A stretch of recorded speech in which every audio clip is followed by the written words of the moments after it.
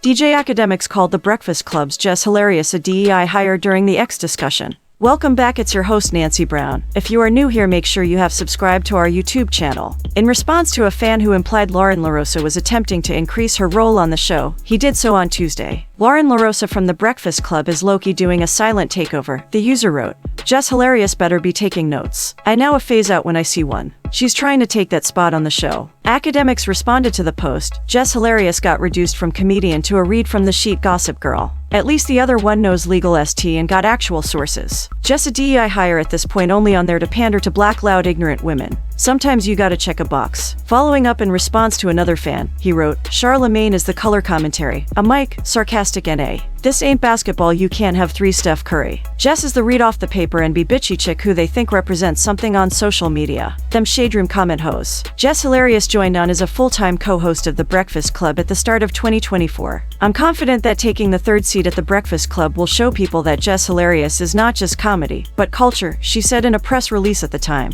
Before leaving to start her own business in 2022, Angela Yee had held the role for a number of years. Jess was on Wild 'N Out before she worked on the morning show. DJ Akademiks recently used X to comment on how The Breakfast Club responded to the announcement of Drake and Party Next Door's new album, Some Sexy Songs for You. To the amazement of at least some of the hosts, the project is reportedly predicted to top the Billboard 200. They were quickly called out by Akademiks, who claimed that they were demeaning the Toronto rapper. This type of hating should be an Olympic sport. What'd he do to that chick who looked like a man and the other one? He wrote. Using the opportunity to respond, one user implied that he was acting hypocritically. They claimed that it was no different from the hatred Ak had previously directed at Meek Mill. The same hate you threw Meek Mill's way on behalf of your baby daddy Drake. They questioned. Amazing these fans can't see the hypocrisy they offer up for the people. The personality defended his position right away. According to him, he has plenty of reasons to have issues with Meek Mill, and isn't afraid to be upfront about it. Meek Mill snitched on me to the governor of Pennsylvania, threatened to come to my house, which his hoe ass never did, and inflict violence, plus tried to hurt my platform.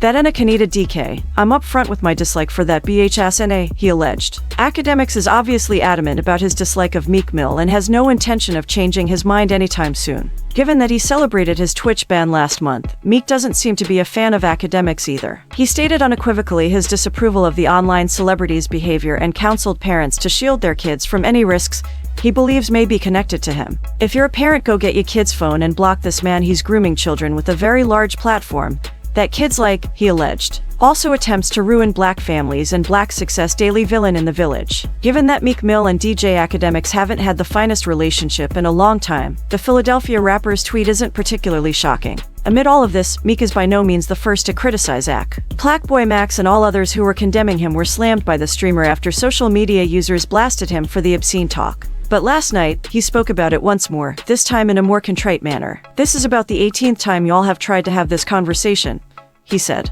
I get it. Y'all are upset. How do we cancel Ak? I'm still the biggest. Pause. You can't cancel what you didn't build. If you're my audience and you don't have no sympathy for me, I've always said, I ain't gon' lie. I've done a lot of bull ST up in this game. Trust me, I've got mine off. This issue aside, which, again, I am wrong. I will be better. This is a teachable moment. I thought it was cool. I think if you're a Drake fan, you're probably really happy to hear this. If you are familiar with the past between Drake and Joe Budden, you are aware that they typically don't say the best things about each other. Boy even went so far as to include the former rapper on one of his most recent songs. In the song Gimme a Hug from Drake and Party Next Door's collaboration tape, Some Sexy Songs for You, he calls him a DK sucker. At the same time, he acknowledges Melissa Ford, Melissa Ford, you a legend from the States, hate to see you with a dick sucker. A Toronto native and co-host of Joe Budden's program. She had been enjoying the plaudits despite her boss's dragging. After listening to the album for a while, Joe Budden is jokingly stating that it is one of his 2 favorite songs. And it's good to see the moment. Good to see the fans just have something to cheer for and have their time. I think if you're a party fan, you might be disappointed. After briefly spinning Gimme a Hug, he said verbatim, "Those are the 2 best joints on this project to me." His panel was somewhat taken aback by that answer, but he doubled down. Those are the 2 best joints on this project to me. Deeper and